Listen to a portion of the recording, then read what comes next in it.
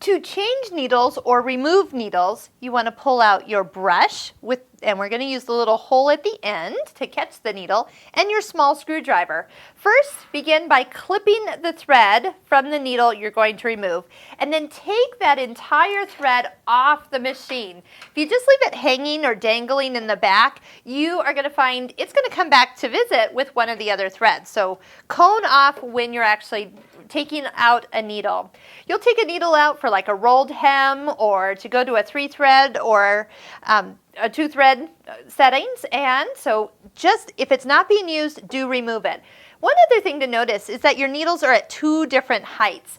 That is key for when we go to put it back. Notice how I can just bring this little brush up the front. Now it doesn't work if you try to bring it in from the side because it's too long and doesn't fit beside the 2 needles. The needles here, remember, are your regular household needles, which is why I love them.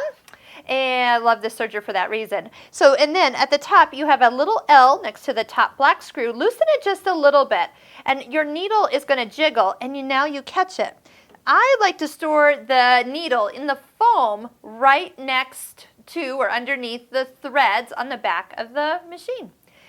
Make sure that you do tighten the screw up because with the vibrations, it's going to wiggle loose. So I've tightened it all the way up. So now to put it back in, we're going to take the needle, drop it down into the inserter, feel for the flat side to be on the back, and then guide it parallel to the other needle. Now I'm going to put the point in first and then go up beside it. Now you'll notice it's going to stop. Remember I tightened that screw? So I went ahead and tightened all the way down through the channel there. So first thing I need to do is actually loosen it, and then it pops up to the very top. Check that the needles are now, the left one is now higher than the right one, and you know you have inserted it correctly. Give this a little extra turn so it stays in and doesn't wiggle loose. That's how easy it is. You will definitely find if you change your needles often or anytime you're going to get a little looped stitch, start by putting in some new needles because they're probably way overdue.